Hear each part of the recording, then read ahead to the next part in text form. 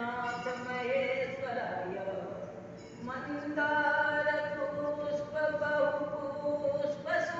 मन्दारपुष्पबहुपुष्पसुपूजिताय तस्मै मकाराय नमः शिवाय शिवाय गौरी वदनाब्जवृन्द सूर्याय दक्षा भरनाशकाय श्रीनीलकण्ठाय वृषध्वजाय तस्मै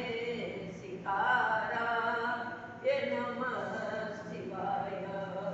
वसिष्ठकुम्भोद्भवगौतमाज मुनीन्द्रदेवार्चितशेखराय चन्द्रार्कमृगानललोचनाय तस्मै पकाराय नमः शिवाय यक्षस्वरूपाय जटाधराय पिनाकहस्ताय सनातनाय दिव्याय देवाय दिगम्बराय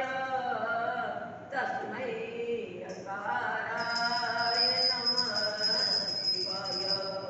पञ्चाक्षरितं पुण्यं यः पठेत् शिवसन्निधौ शिवलोकं वाप्नोति शिवेन सह मोदते